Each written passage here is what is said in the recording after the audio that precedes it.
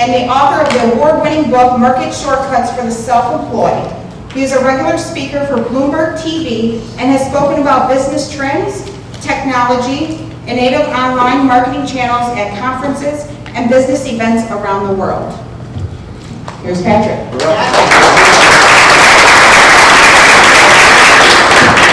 So at the time, he wrote a tweet about it, which read like this. He said, "Facebook turned me down. It was a great opportunity to connect with some fantastic people. Looking forward to life's next adventure." And what might that be?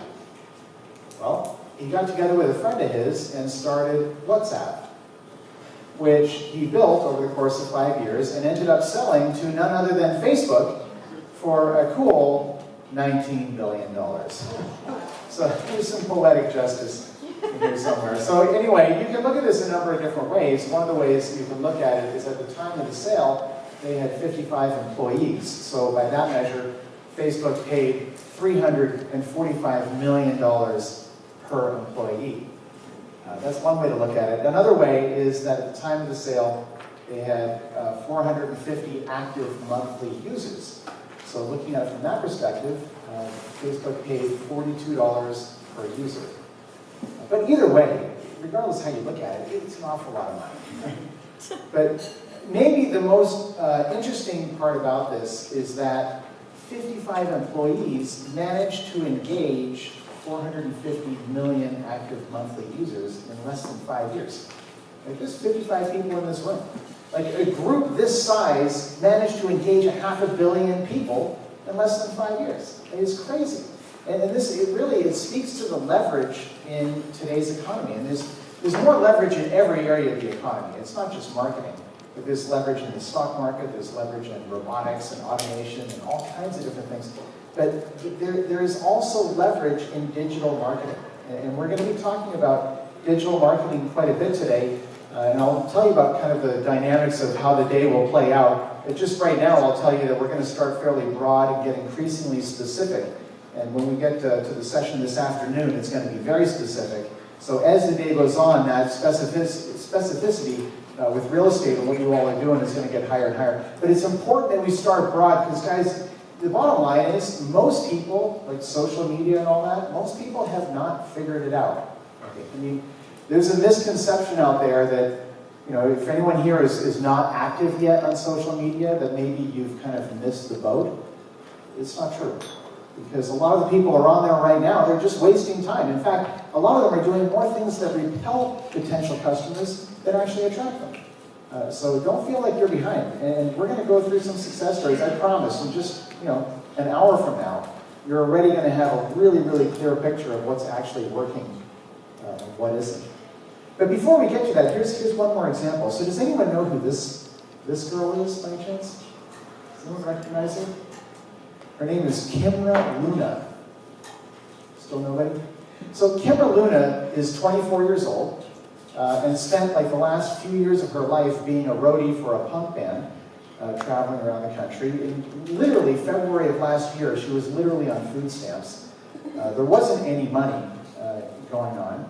But Kimra Luna decided to set up a website and create a branding course which she just read about. She didn't know anything about it going in, but she educated herself and created a branding course and marketed it on Facebook. And over the course of 10, listen to this, it's so crazy, right? I study case histories for a living. This is what I do. And it's so crazy what she pulled off. So she spent $18,000 and made over 900 grand in the last 10 months selling her own branding course online. And I'm not saying this is good or bad or right or wrong. I'm just saying that this is a nobody who came up and achieved huge success using some of these channels, right? Because she did it in a way that was actually striking. And some of you might be familiar with Tatiana Londano. She's done a similar thing with her program called Real Estate High Rollers. So we're talking about people who are using the leverage, right? They're using the leverage. So just out of curiosity, how many of you were in real estate at the beginning of 2006? Okay, actually quite a few. So me too. At the time, I was a mortgage broker, and I created a mortgage podcast, which is called Down the Rate, which I was marketing at the time. That was my marketing vehicle. Podcasts were brand new, so my podcast ended up becoming like the third most popular mortgage-related podcast on iTunes, just because, I mean, it was good, I think. But the reality was there just weren't that many people competing for the spot. And in fact, I even promoted it offline at the same time. I created these huge models. I built these out of wood. These are huge models of iPods. This was me at a wine fair where I was using it to promote this. So I have a little bit of experience with this digital marketing as well. And the reality is, as you know, is that after 2010, the whole market basically collapsed.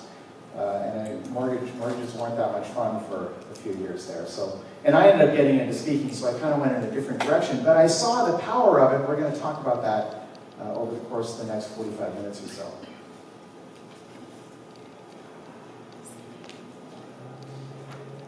57% of the purchase decision is made before the customer contacts the supplier.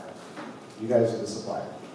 57% of the purchase decision, these people are they're doing their research online before they ever even call you. And if they call you without doing any research, well, there's a chance you can still get the deal. But the bottom line is you have a huge disadvantage vis-a-vis someone else who has got some sort of an online identity, who's demonstrated their expertise in the public domain,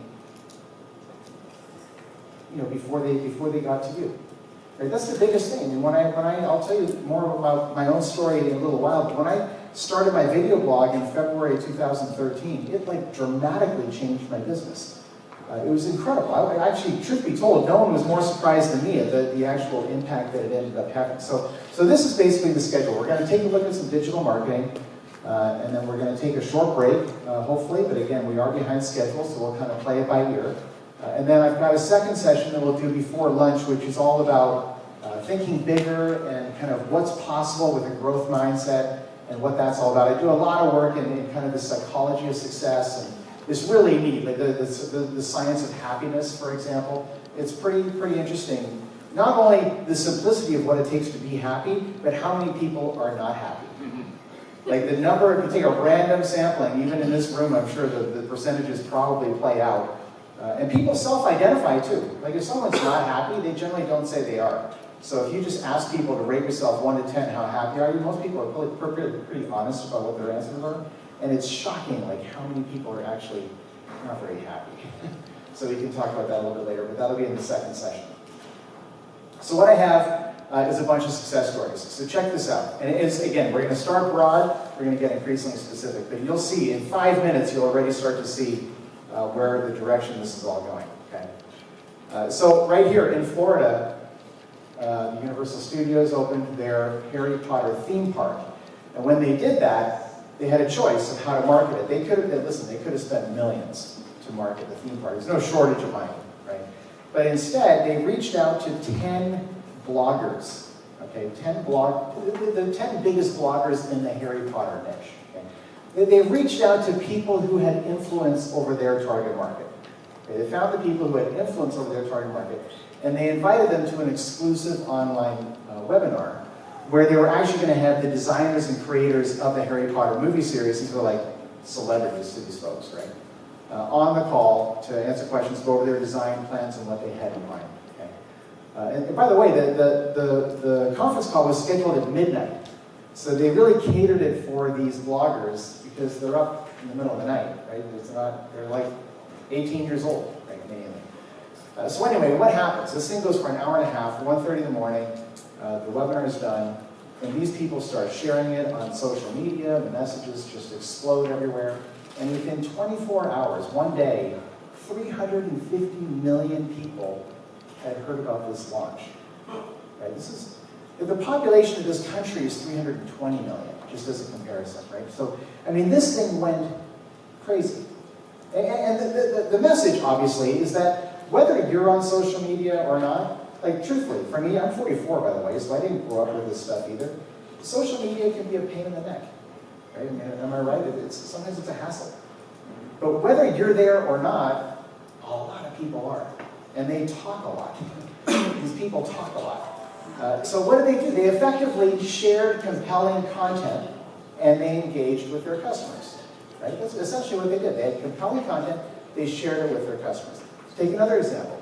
Last year, when Wendy's introduced their pretzel bacon cheeseburger, they waited for online reaction to their campaign, and they looked at the tweets, and they took those tweets and wrote love songs about what those tweets were about, and then let those out as a supplement campaign with the hashtag pretzel love songs, and they ended up taking they put an entire branding to that campaign. And so they ended up sharing all these different love songs of different tweets that came out along the way.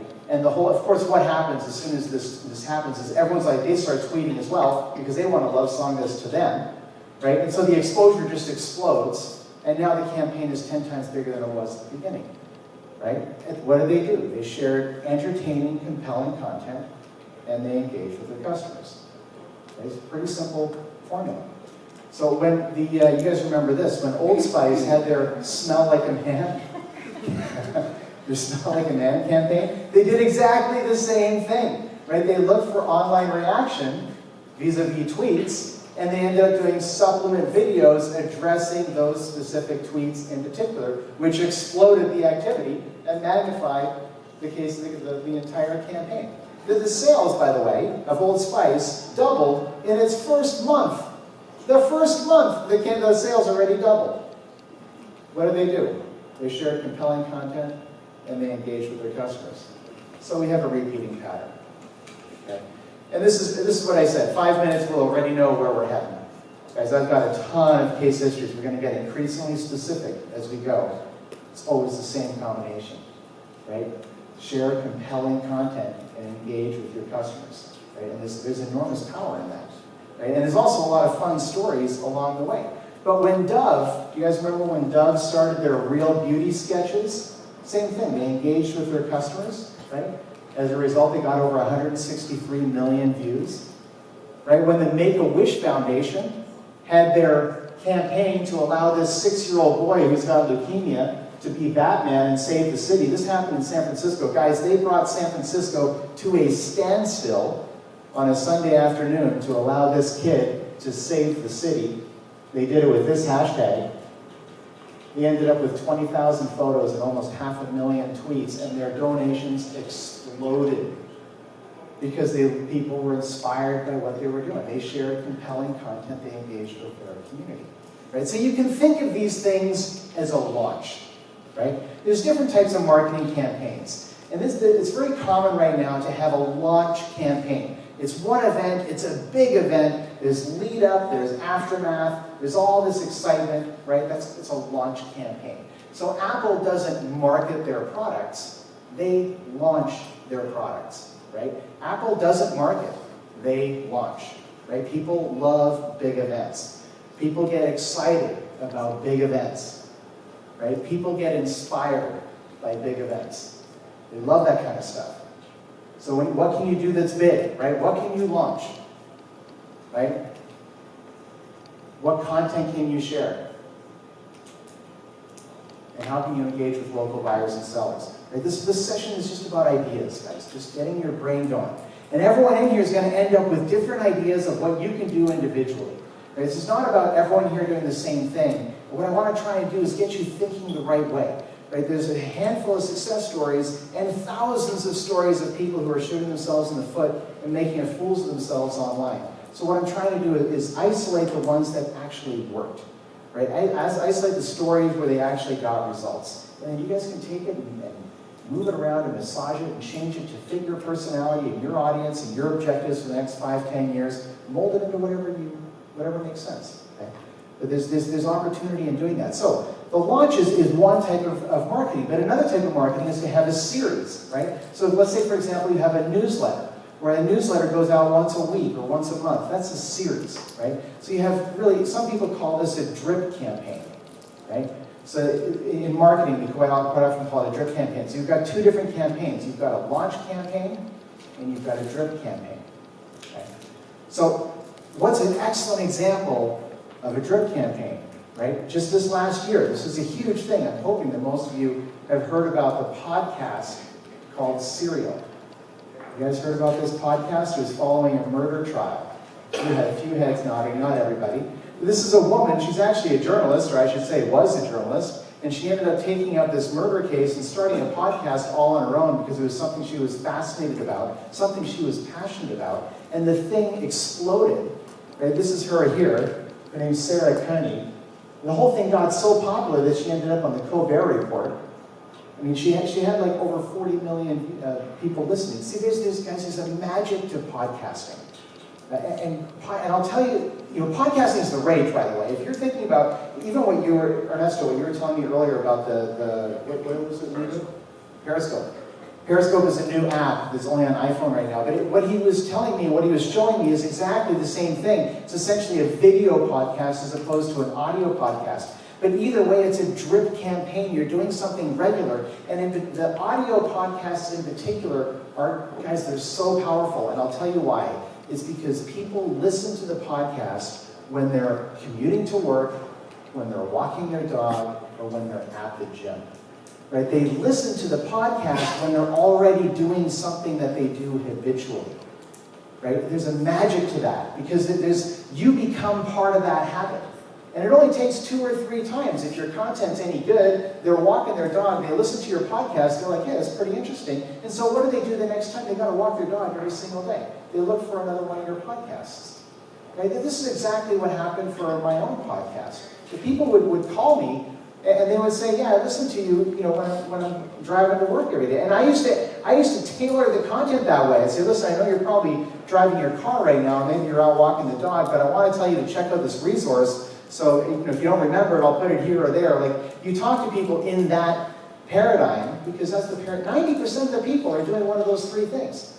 And you can speak to them, and it's very easy for them to become it's very easy for you to become part of their habit. Right? And you can become part of that cycle. You can build an audience very, very quickly. And here's some great examples. Anyone here heard of Entrepreneur on Fire? Guys, I want all the hands to go up and be like, yeah, I know that guy. This is unbelievable. I mean, he started this like 2 years ago, basically. I'll show you in just 2 seconds. His whole angle is that he does a new podcast every single day. So it's not a small undertaking, okay? And what he does, he interviews entrepreneurs. I've been on this. He interviewed me. I mean, he does a new one every day. That's not saying I'm special. He does this, with a lot of different people, right? But he does an interview with a different entrepreneur every day. And by the way, like, I've literally done hundreds of those, and he is like, that one show from this drove more traffic to my site. It's probably in the top 5 of all the different ones I've done. I've done a lot of these. Like when I launched my book, for example, I used to do a ton of these interviews. Most of them they don't necessarily do that much, but his did a ton. And he actually posts how much money he's making.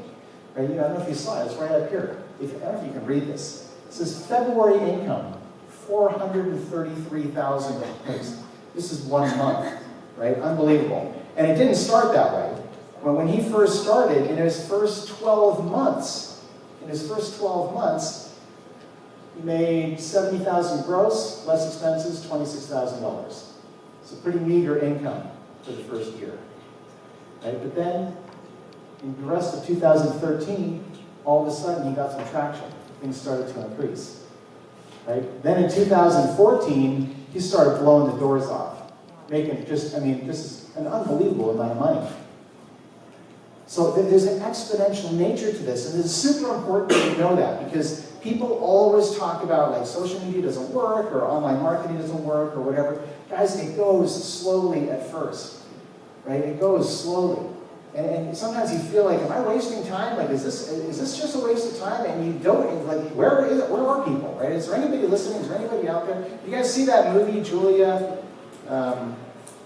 She did the Julia Child's recipes. What was the movie called?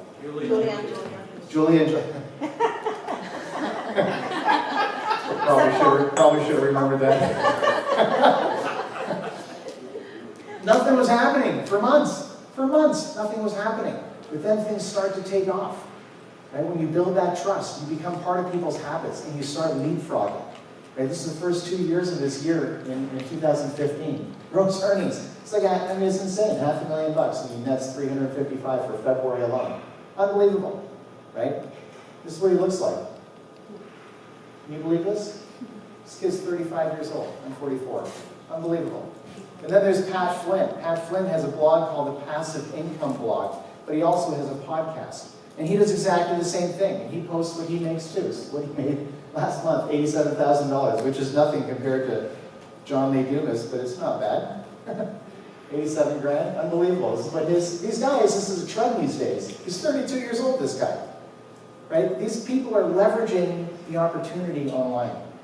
Right? And then, of course, I'm sure some of you have heard of Tim Ferriss. He wrote a book called The 4-Hour Workweek. This guy's in San Francisco, which is where I live, so him and I cross paths. This guy is unbelievable, right? I mean, it's incredible what he's done. He's 37 years old. But it's not just these big people, these big famous people who are doing this type of stuff. Right? I started looking around for people. I found this guy, his name's Steve Kloida. I have no idea how old he is.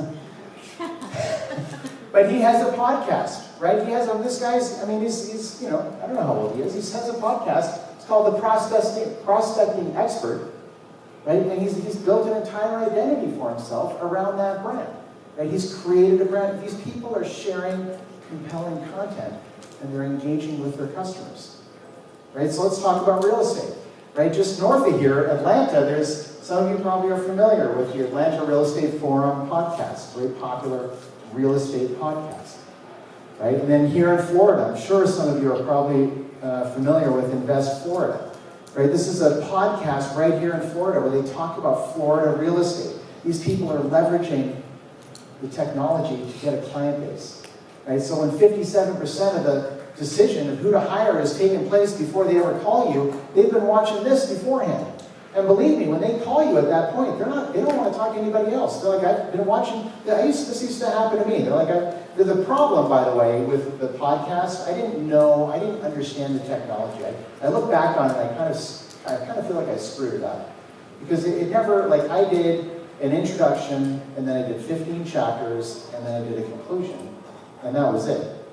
That was because I was teaching a course on mortgages. And so I just basically recorded it in audio format, and I put it online, and once it was online, I was like, okay, I'm done. It never crossed my mind to keep doing it. And that's what the biggest change in terms of online media versus offline media, you keep doing it. Right? You keep doing the next episode, you stay in front of them. Like I had the third most popular mortgage, I think back now, I'm like, holy smokes, I had no idea how powerful that was at the time. But it just wasn't that big of a thing. And so I kind of let it go. And the audience dwindled because I wasn't producing more and more content. But these people are, right? And they're staying in front of it. And they have a huge audience. And when people call them, they're like, I've been listening to you for weeks or months, and I don't want to talk to anybody else. I want to talk to you. Right? And all of a sudden, you're in a class all by yourself. These are a couple of guys from San Francisco, Kevin and Jonathan. They've got a podcast all about San Francisco real estate. And they're booming busy. Right? These are drip campaigns. They're staying in front of people. Right? They're staying, even blogging. Blogging is the same thing. This is a blog, St. Paul real estate blog. Right? She's been doing this for years, and she gets 5,000 plus visitors per week visiting her blog. The stuff that she's writing, she's a complete authority on Minneapolis real estate, Minneapolis St. Paul real estate. She's speaking in conferences now. She's become so well known. Her business is completely thriving. Her name's Teresa Borden. 80% of her clients come from online, and the other 20% are referrals, and she has more referrals than she can handle. She's got clients coming in the door faster than she can service them. Right? Guys, there is an opportunity in doing this. I know it can be a pain in the neck, but there's an opportunity in doing it. This is a dentist. This is a dentist in Boston, Dr. Helene Smith. So she graduates from her program in like April 2007. She opens a practice in the fall of 2007, at the first time she's opened a practice. And then in March 2008, she wrote this 20-page ebook, which she gave away for free on her blog and also on social media, right? So what's the ebook called? Okay. This is genius. The ebook is called Healthy Mouth, Healthy Sex. This is genius because, like, I downloaded it, obviously, that's how I got this screen capture. This is, I mean, it's a hygiene document, right? I mean, you can call it anything you want, but she takes this angle, she knows it's spicy, she knows it's gonna raise some eyebrows. And by the way, if any of you are like intimidated at the prospect of writing a 20-page ebook, like, I have it, right? It's like 14 pitch font, double space, 2-inch margins. I mean, she basically took like a 4-page document and stretched it into 20. Like, it's not a big thing, right? But what ends up happening, right? What ends up happening? Her practice, in 2008, she did $150,000. By the end of 2010, she did $1 million in sales. Because, guys, how many dentists are in Boston? Hundreds, right? How many are you aware of? Just, I mean, it's not rocket science, right? You do something cool for your customer. There's 1 million real estate agents in Miami. There's tons of them, right? What can you do? It just sets you apart. Just do something that's cool. Do something that provide a really interesting resource. Say, here you go. And give it to as many people as you can. Right? Do you know what the definition of viral is? Like, people always talk about something to go viral. When something goes viral, it's when someone takes something like this and they're like, wow, this is pretty cool. Hey, check this out. That's it. That's viral, right? So what can you create that inspires the response? Oh, this is pretty cool. Hey, check this out. And then just give it to everybody you can. Like, it's not about, you can provide, in fact, hang on a second, because I wasn't going to show this, but I want to actually.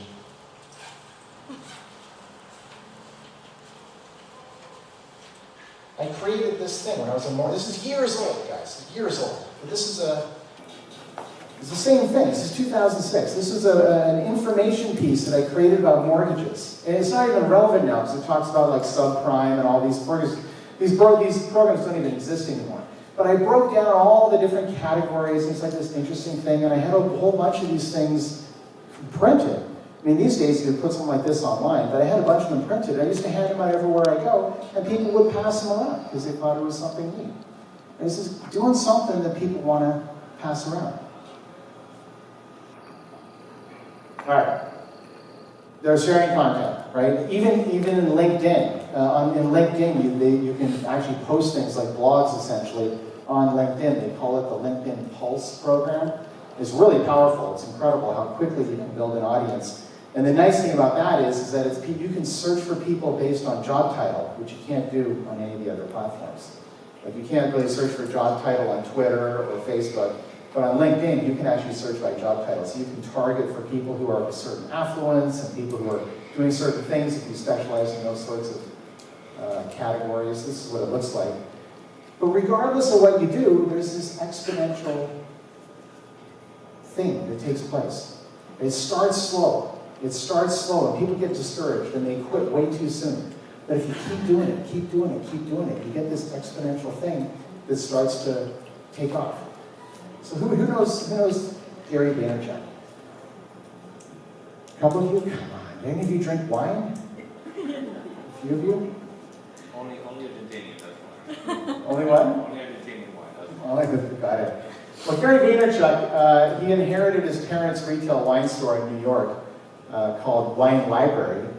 And he ended up starting a video blog about wine called Wine Library TV. And now listen, I mean, he's crazy. He literally like eats dirt and chews leather to talk about the flavors in wine. I mean, he's not your French, sommelier, okay? But the bottom line is, the kids love him, right? The young people love this guy. And I'll tell you something else. He recorded a new video almost every day. So this is not a small undertaking, okay? But guys, he increased his family business from $4 million to over $60 million a year. He did that in 18 months, right? In 18 months, because people were fascinated about it. They shared it. It was interesting. It was cool. People liked it, and so they passed it along. This is an older story, but it's classic with what's working on the web. Right? It's the same thing with Blend Tech. Do you guys know Blend Tech? A few of you. It doesn't matter. It doesn't matter. But they make blenders. They make blenders here in the United States, which is actually kind of unusual. It's cool that they do that. But anyway, they have a factory in Provo, Utah, and their lead marketing guy's name is George. I've spoken at conferences. Anyway, he walked into one of the rooms once in the factory where they were manufacturing these blenders, and the whole floor was like covered in sawdust and chips of wood, and the whole thing was a mess. And he was like, "What are you guys doing in here?" And the guy said, "Oh, just don't worry about it. We're just testing the blenders." And George was like, "How did you test it?" And the guy was like, we blended a 2x4. They blended it, and the blender lived. The 2x4 died. They destroyed this, like a 2x4. So, and George just got it. He's like, that's awesome. We have to get it on video. So they started this series called Will It Blend? And they started blending all kinds of stuff, like marbles and golf balls, and they blended a full-size rake into a blender. And this is an iPhone. They blended an iPhone. And the iPhone completely turns to dust in the blend. In the video, they called it iDust. What was it? About fiber content. Yeah, a lot of fiber content, exactly. Guys, their sales didn't like go up 20% or 50%, or they didn't double or even triple. Their sales were up 7-fold, right? Because people saw it was compelling content. Guys, it worked because it was remarkable. Like, what do you do that's remarkable? Like, be more than just a real estate agent. Like, think broader of what do you actually do in society? Who are you really? Like, you do something remarkable. What does remarkable mean? It means worth remarking about. Like, it's worth talking about. Like, what could you do that's worth talking about?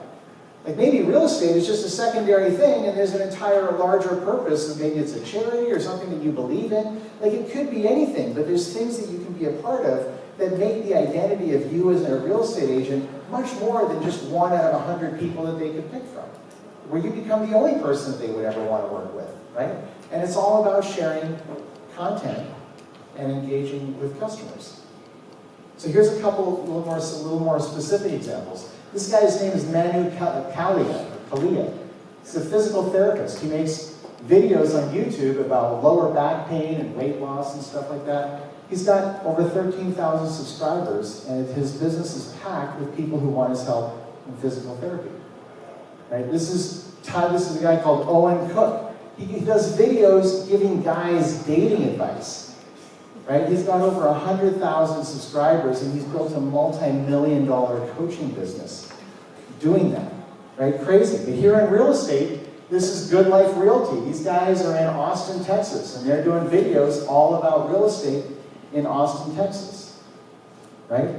This is Jessica Edwards. She's in North Carolina.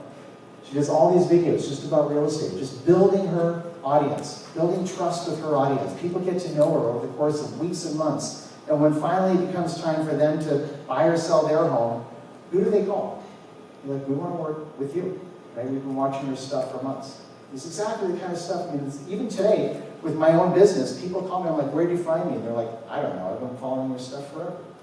Right? So they don't even know where they originally find you, but they get to know you, right? And that whole trust level starts to accelerate. This guy's name is Mario, how do I pronounce that?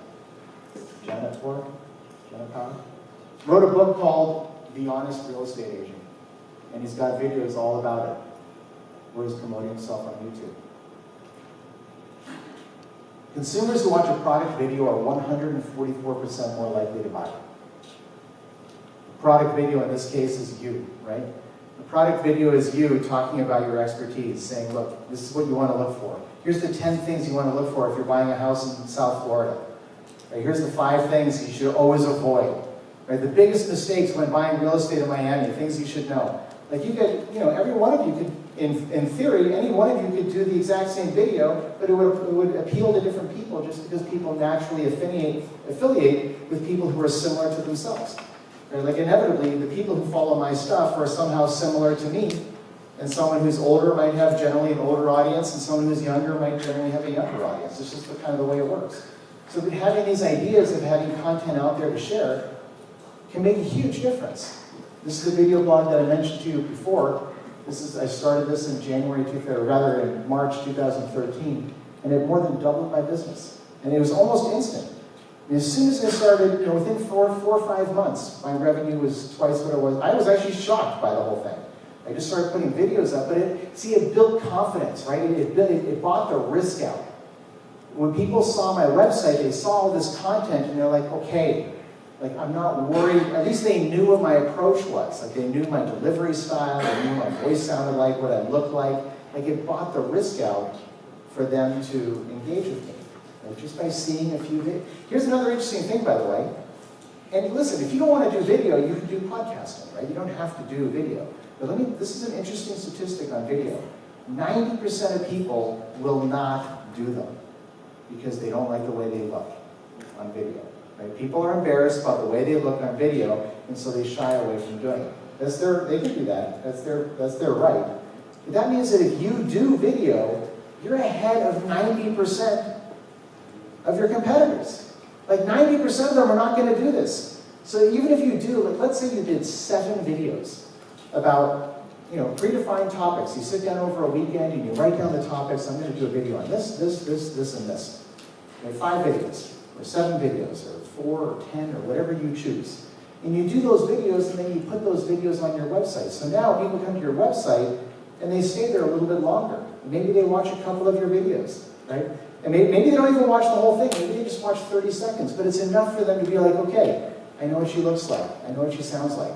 I know what he's all about. I know what he stands for, right? People start to affiliate with you. They have an affinity for you.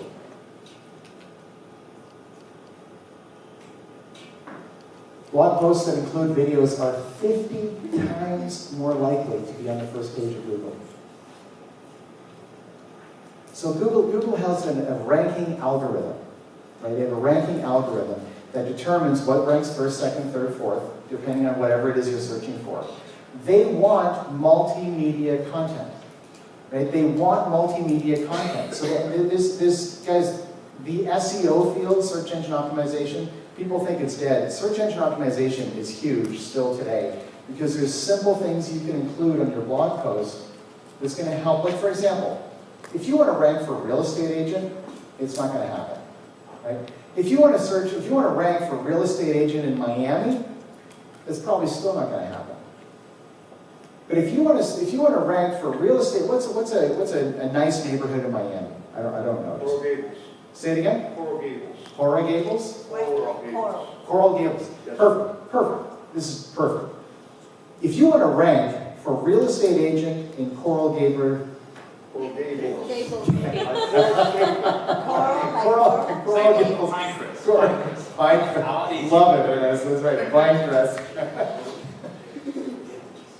Do you guys get what I'm saying here? Are you kidding? Like I have my blog, right? I've got like 130 videos, and I do a new one. I do them on a regular basis. And I have them on all kinds of topics. A lot of what I talk about is technology. That's a huge part of my field, but I also do a huge part of my work. But I also do a bunch of videos about stuff I'm really passionate about, and in the personal development space. The second session that we're doing today is going to talk about some of that stuff. It's neat stuff, very different than this, but there's an overlap there as well, and you'll see that shortly. So like, for example, I have a video about personal responsibility. And the title has, the title of the video says something about personal, I forget what the whole title is, okay? But then I take the video, which is on YouTube, and I embed it on a blog post on my website, and the blog post is called Keynote Speaker on Personal Responsibility. I'm never going to rank for personal responsibility, but nobody is targeting Keynote Speaker on personal responsibility. And so I rank them on the first page, and I have this with 130 different topics. Well, how many neighborhoods are there in Miami? There's got to be probably 24 neighborhoods at least, different neighborhoods. So pick the ones that you want, pick the ones that you know really well, and you know the schools, and you know the districts, and you know the prices, and the comps, and you understand that those neighborhoods, and create a blog post on your website that has real estate agent on Pinecrest neighborhood, Miami, on Pinecrest, Miami. You're going to rank for that, right? Even if because I guarantee there aren't that many people doing it. I guarantee it. Okay? I had a friend of mine do this in the Bay Area. I told him to do it, and it made a huge difference in his business because all of a sudden, he was in Oakland. I live in Walnut Creek, so I don't know if you guys know the area, but there's all these different neighborhoods in Oakland, like Temescal, and it doesn't matter, you don't know these neighborhoods, but nobody's trying to rank for the neighborhood name, okay? And so what did he do? His name's Brian, he's a good friend of mine. So he did a blog post, I think he did 6 or 7 of them, targeting different neighborhoods that he knows really well, okay? And the blog posts were called Real Estate Agent in Temescal Neighborhood, Oakland. And then he wrote all about Temescal, Oakland, and he did a video on YouTube talking about that neighborhood, and he embedded that video on his blog post, and he ranks. Right? This stuff, it works, guys. Like, if you're smart about it, if you understand, this is, honestly, I mean, that's what the book's all about, yeah. I'm sure you'll open up for questions later, but I hate to interfere, but No, I'm a big believer in social media, and I love it, and I know the power. I see the power in it, but I think for me personally, what holds me back a little bit is maybe the logistics of starting the blog and a video and the channels and knowing about these things. Do you have a book for dummies? Does that say? I'll take the second copy. All right, so then, did you guys all hear the question? Did you hear the question, Lisa? Okay. Yes, I did. Okay, perfect. So here's the, I mean, let's just, kind of between us girls here. Social media is a pain in the neck. It's a pain in the neck. Now, if you're like me, and many of you are not, okay, but I'm going to speak from my own experience, I am not a multitasker. I am a project-oriented person. Like, I can put my head down and do a project, and I will work like, 15, 18 hours a day for 3 days in a row and get a project done, and then I want to put it away and get back to what else I was doing. And some people are really good at doing like a little bit here, a little bit there, and they go to Twitter for 15 minutes and they come back and do work, and I can't, my brain, it turns to silly putty. I can't keep it straight. So I need to do one thing at a time. I'm a guy, right? Women are way better at multitasking than men. On average. I mean, maybe that's not true. It's true for me, okay? But I'm a horrible multitasker. So when I do my videos, like I let it's a drip campaign, right? It's funny, when I first started it, I did 2 videos a week, just because I wanted to populate it quickly and get some content out there. As soon as I had like a critical mass of content, then I did it down to one a week. And then after like a year, just like 6 months ago or whatever, I went down to 1 every 2 weeks. Okay? So 1 every 2 weeks is not that much content, but we can dig into that too, but I'll do that second. When I record videos, I don't record just 1. I try to do 6 or 8, right? So I have it all, it's a project, okay? And it's always the same. In the afternoon of day 1, whatever day 1 is, it could be a Tuesday or Saturday. To me, there's no difference between weekdays and weekends anyway, because of my business. So on day 1, usually in the afternoon, when I'm finished all the other stuff that I have to do, I'll sit down with my topics and I'll be like, okay, what am I going to talk about in these videos? And I try and think about it, I make some notes. And then I inevitably at some point go to bed, right?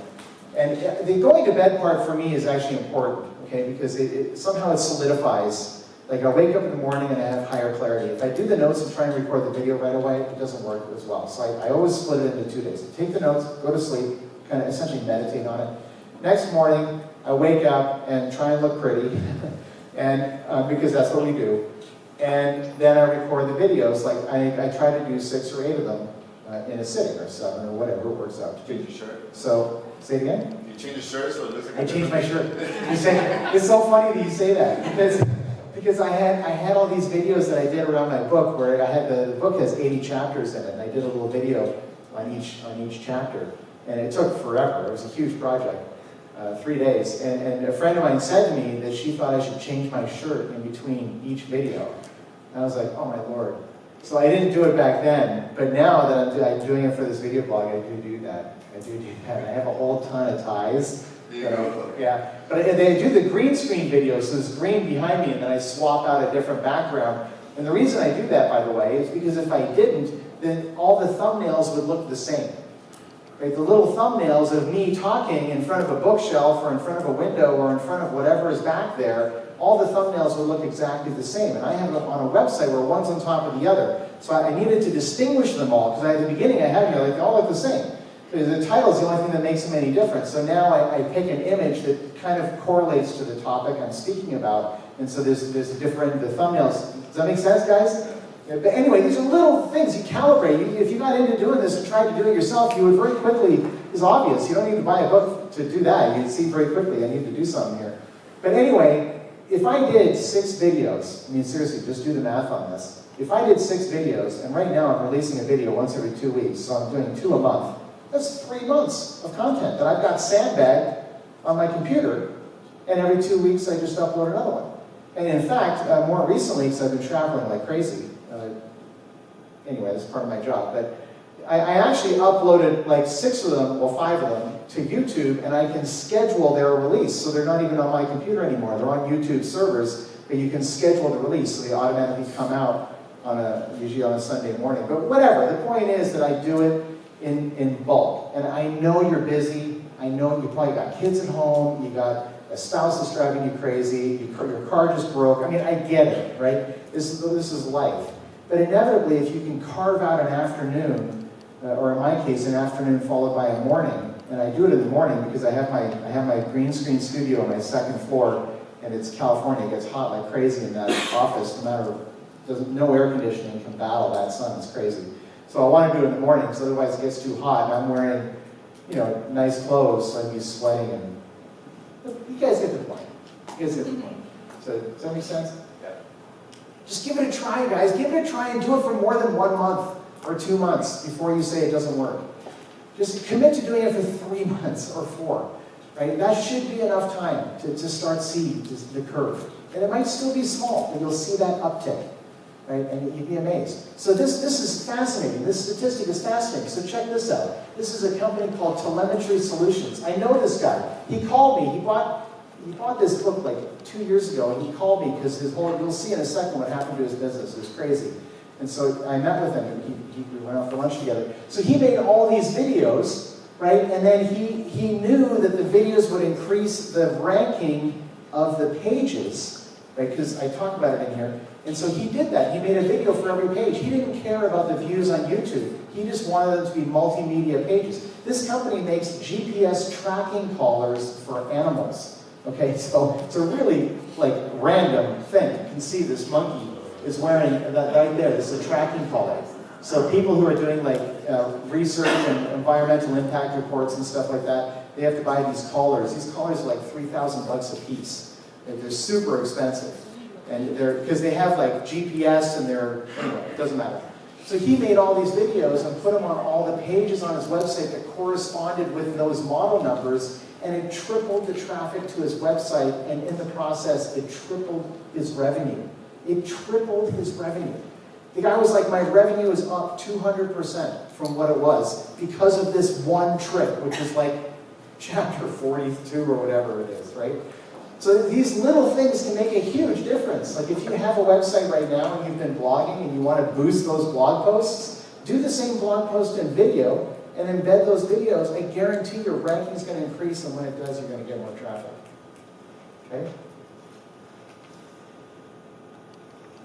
So create dynamic content, engage with your customers.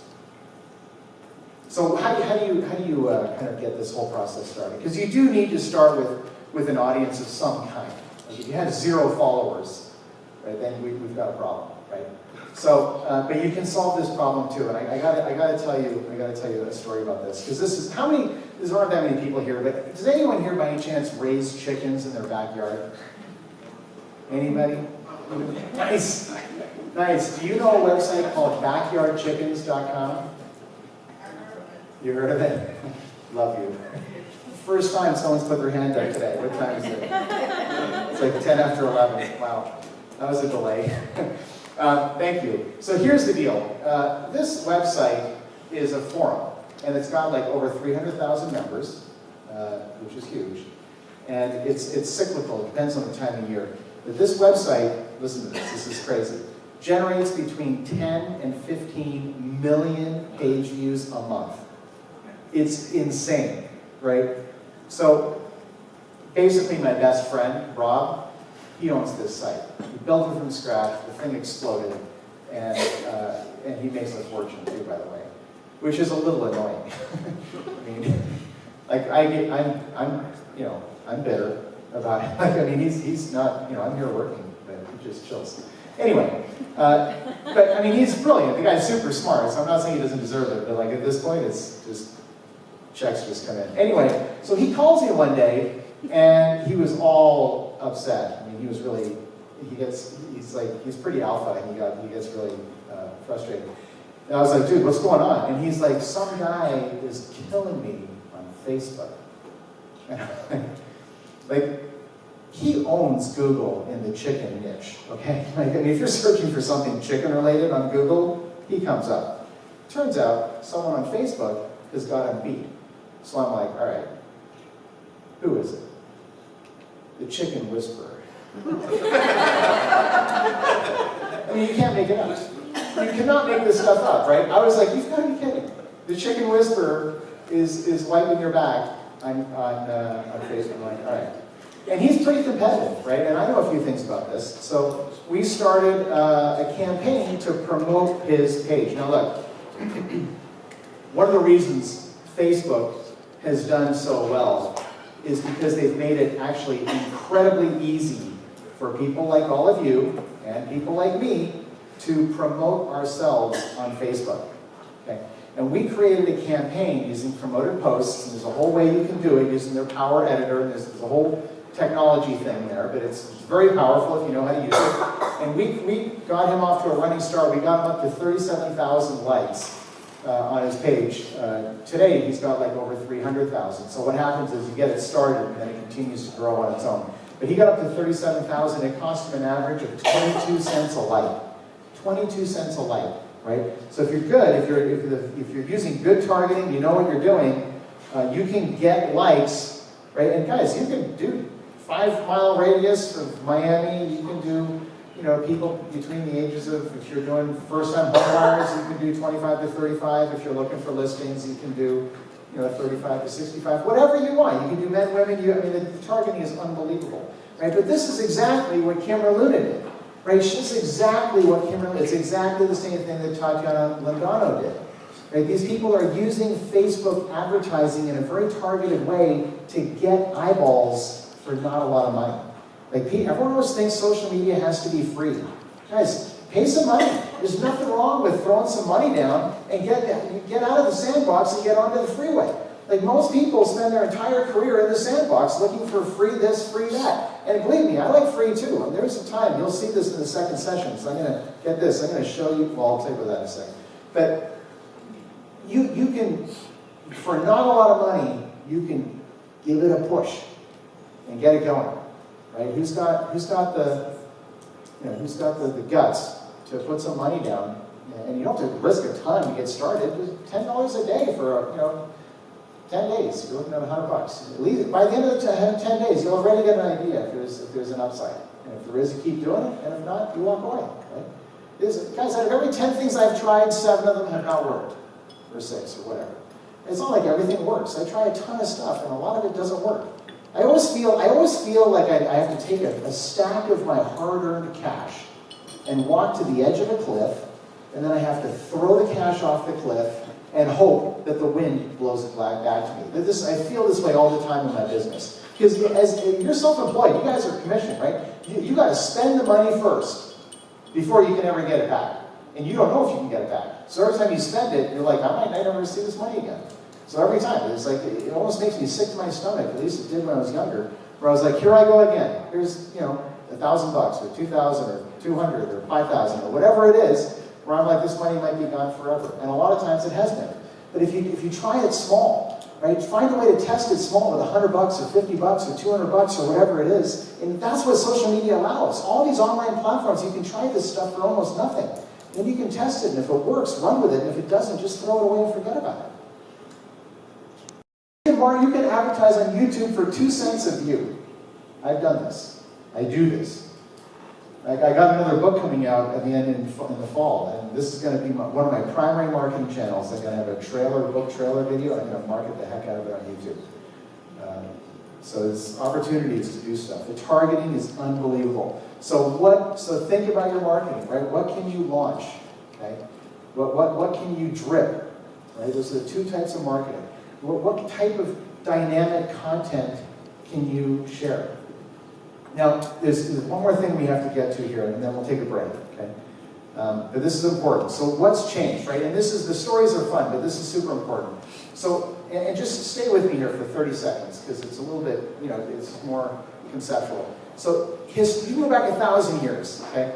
People have always looked at the source of the information first, and then the information. Okay, so where did it come from? So, oh, this is in the New York Times, it must be true or important. Okay. Oh, it's on the evening news, this must be urgent.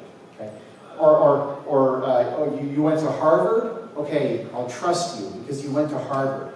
Then, okay, tell me what you're going to say. Or then, what's on the evening news or what's in the New York Times, right? They always did, where did it come from first? Guys, that is what has changed. Today, it's exactly the opposite, right? This happened to every one of you. If you're on Facebook at all, you've seen a piece of content on your news feed and you watched it or saw it or read it before you knew who created it. Yes? Right? You see these things, these videos, these things that come out where you don't even know where it came from, but you get a chance to watch it. And if it's good, you share it, and it has nothing to do with who created it. Guys, this is like, people don't get where they always look at, to me, they always look at the wrong part of like the revolution, right? Or whatever you want to call it. The revolution is in the way we get content to us. Like, you have a way of looking at content before you know who it came. Do you know what that means? That means that you can be a nobody, like Kim or Luna, and put out good quality content like apparently she did, and walk away with $1 million after 10 months marketing on Facebook. Like, how is that even possible?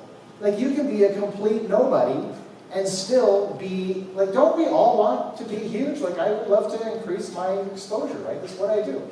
You would love to increase your exposure. I have to believe that's true, right? You don't have to be like a superstar to do that. You have to have good quality content. Right? If you have good quality content, then the world is your oyster. So you get these crazy stories of like nobodies that came up and redefined the entire space. You know, all of a sudden, I mean, are you kidding? I mean, seriously, I mean, he ended up getting 2 billion views. Like, he was nobody. He was nobody. Nobody, right? And we're in Florida, so I honestly, I grew up in Canada, and the political situation in this country, to me, is a total circus act. But whether you like him or hate him, seriously, I don't care. That's not what this is about. But this guy, he was nobody. He was nobody. He was nobody. I mean, he was a community organizer in Chicago. Really? He became the president. Like, it's insane if you think about it. This is the social media revolution. It's this, right? And he's not the only one in politics that's doing this. Ron Paul has got, and others, they've got big followings, right? But maybe normally or 20 years ago, they wouldn't have deserved that kind of following. Yes or no?